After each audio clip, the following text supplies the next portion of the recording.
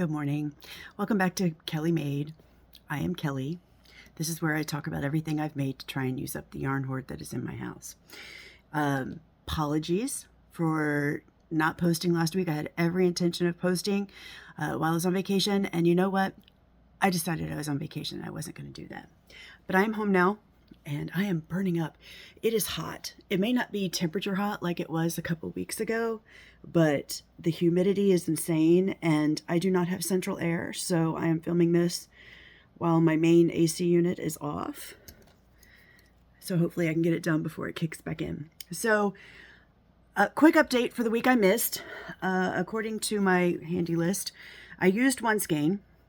I don't know what I used it on. I know I wrote it down and I threw away the wrapper so that I would be clear going into what I did when I was on vacation, but I just don't know what I did. So evidently I used one skein, but you know what? I also bought one. So I bought one more of the Karen, what is this? The Sweetie Cakes, and this is in the colorway. What is the colorway for this? Sweet Tart. This is for my purse project, which is what I do when I'm at the pool. I'm just doing a simple chevron baby blanket with this. This is, I believe, acrylic. Yeah, acrylic and nylon, so 75-25. And I just was afraid it wasn't going to be big enough, so I bought one. I may return it if I don't use it. So there's that. That was last week. Let's move on to this week. I used two. Woohoo. But I don't want to say I bought 10. I got 2 kits. So my kits are right here. It is the last one for the Irish Guernsey blanket, and I'm almost done on the Granny Square one. So those will quit coming, at least not as rapidly. I think I have 3 more on the Granny Square one, and then I can work on putting those together. So I got 10. But it wasn't me buying 10. It was like 10 that I had pre-bought. It's just 10 more balls of yarn came into my house. So let's talk about what I did when I was on vacation. My Fable blanket, which I frogged 3 times, I finally got to the end of the yarn that I had. So I'm going to hold it up vertically. It's only about this wide. Let me get back. It's this wide. This looks a lot redder on screen. You know, not like you can see the whole thing. But the patterns in it, it's been a lot of fun. Now that I've gotten it down, my counts are good. I used a full millimeter bigger on the foundation chain. Whoa. Excuse me. Good morning. Apologies. But I'm going to fold this in quarters. So I do like the way this is starting to, show up. I just got to where I start the repeat. So between bobble stitches, front post, back post, front loop, back loop, wrap stitches, treble crochet, down a row, just it's a little bit of everything, which I really like. This row, where is it? This row right here, which is front post, back post, front post, back post, double crochets is kind of where the repeat starts, or that's like the end of the first round. So then I'll do like maybe 2 more to get like a full blanket. And this is 2 skeins of yarn. I finished, it's not like I was playing yarn chicken, but I have that much of a row left. So maybe 10 inches or so before, where I ran out of yarn. But I do have 2 more of this. I might have to buy 2 more to finish. We'll see how far 2 gets me. But I have that. So there's that. And then I took my heart blanket with me on vacation because I thought I'd work on it. A, I didn't have the right needle. So that didn't work. And B, and I knew I was going to do this. There's my ball winder. This is now my heart blanket. I frogged the whole thing. This is all one piece of yarn. I mean, it's probably like 2-3 skeins. I'm not really sure. But the one that was unfinished, I kept the wrapper. So I know that when I get to the end of this, I count it as one new because I've already counted the others. This is a bunch of pieces because every orange row is a piece of yarn and then you cut it. So this is a whole bunch of little pieces of yarn all strung together. So we'll see how that works. I do like the pattern. I really did just didn't have the right size hook with me. So 3.5 millimeter, putting it in the bag right now. So I have it with me when I decide to work on it again. And then it'll go in its little project bag, which I have right here. Ta-da! So this is all using the Knit Pal Cotton to the Core. So I have, each ball is 50 grams. There we go. And it's a 78-22 cotton acrylic blend. So I do like this project, and I do know who I want to give it to when I'm finished. There is a young gentleman who I actually knew his parents better growing up because they were always our youth trip chaperones because mom was a nurse kind of thing. He is now almost 40, so, you know, that tells you how long ago it was. But he and his wife have been trying to conceive and have not yet, and are making strides to making that happen. And I would like for that to be for him when I finish. So there is that. And then the last thing I did on vacation, where is it? Here it is. This is the balls of yarn that I used. I used the second one of that Fable, and then I used one of the Karen Macchiato cakes in the colorway Nourish.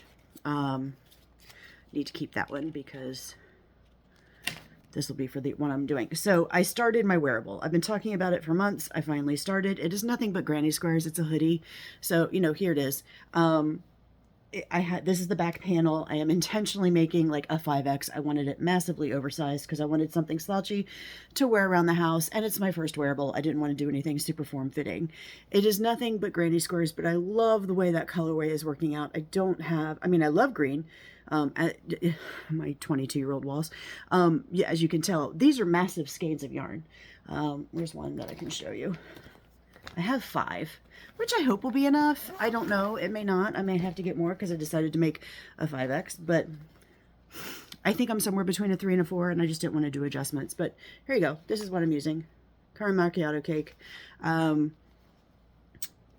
have finished one skein. I am, I don't know, maybe 20% of the way through a second, and that is what I'm using for this one. So projects are going well. I'm still unpacking from the beach, so I have a little bit of work to do for stuff I have from vacation. Let me think. These two go together, so I talked about that. I talked about that. I talked about that. I can put that away. Yeah, so that's everything I've done. Was almost too hot to work on things and I did work while I was on vacation. I told them I'd do 15 hours. The kids were not happy, but you know, some things you got to do, right? So I did work for 15 hours, which is time I would have normally spent like on the beach playing with them or crocheting. I really only made it to the beach one day. The place we were staying, with my mobility issues, there were several large sand dunes that I had to cross, and it was just hard. So I only went to the beach one day. There was the first day we went, I walked the half-mile down the street to get there, not realizing what was at the end, and I had to just turn around and go home. And I had a pity party for myself because I couldn't keep up. And I know we all reach that point at, some point in our lives where we can't keep up with the kids anymore, and it just killed me that it was on vacation. Oh, wow, I'm getting emotional about that. I shouldn't. But anyway, I had a great time with them. We did several escape rooms, lost at the first one, won at the second one in like 40 minutes, so that was great. And we had, the miniature golf. The kids went out one night and went to an arcade while I stayed home and worked on my wearable, just because it had been a long day. We did a chartered fishing tour, or not fishing tour, fishing trip, because we did fish. Caught maybe 10, but none of them were bigger than this. So it was just a lot of fun. Reel them in, put them back out again. Played a lot of games. Oh my God, the kids are obsessed with monikers and some of the things they came up with for first of all, I'm a big board gamer. Been trying to get the kids into it. My brother and I are big card players. We grew up playing Rook. They just don't get it, and it's killing us that we can't play Rook with the kids. But I took monikers, which we've played for about a year and a half, and they do like that. And monikers is kind of like charades, I guess. I have like a box about this big full of cards, and I weed through them and make sure they are child appropriate, because I'm not going to take things that I feel are just like Lorena Bobbitt or something like that. Like, I'm not going to take stuff like that to the kids who are almost 12 and 13. So I weed through them. And the way you play is you're given 20 cards, you have to keep 10. It has a word on the card, and then it has a definition. Fine. You each pick 10 cards to put into the round. So you can weed through and figure out what you want. Fine. And then you have this stack for us, 4 people, 40 cards. You have this stack that you go through. We don't keep score because why? It takes the fun out of it. For us, it's just a matter of, can you guess what it was as a group, right? So round 1, you can explain the word at the top of your card using as many words as you want. You can read the definition that's on the card. You can say whatever you want. There was one, it was George Takei, and my niece had no idea who it was, and the only thing it said on the card was, oh my. And she's like, oh my. And then when we realized it said, oh my, like, got it. Okay, fine, got it. It was George Takei. Slimer from Ghostbusters, Gene Simmons' Tongue, The Nutcracker Suite, Morgan Freeman as the voice of God. Like, it's all kinds of random things that we just had a ball with. A colonoscopy, whatever. First round, you can say as many things as you want to make people answer. The second round, same deck of cards, you can only use one word. But because you know what's already in the deck, you can hopefully think of the one word you need to make it easy for them to answer. So third round, you can't use any words and you have to use charades. So by this point, you've been through the deck twice, and now the third round, they have to answer. And oh my God, those kids and some of the things they came up with, abso-freaking-lutely hilarious. So we laughed. I have not laughed that hard in a long time, which is great therapy for your soul, right? To find a situation where you can laugh that hard with your family. So that was how our evenings were spent. I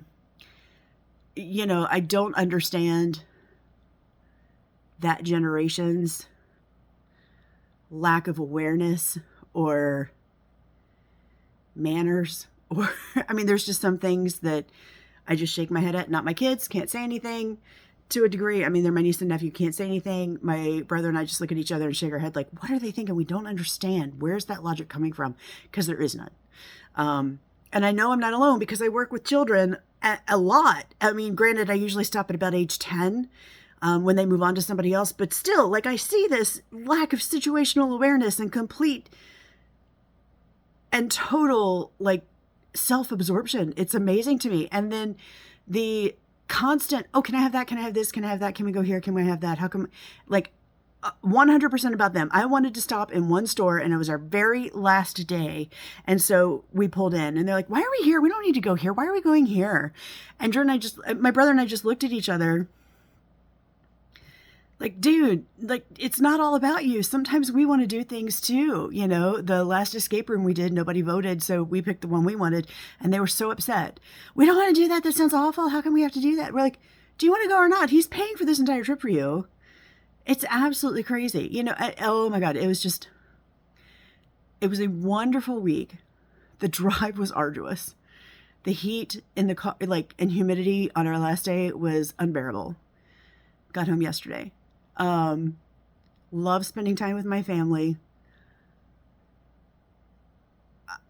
I just don't understand sometimes, but that's just me. Right? It's just me.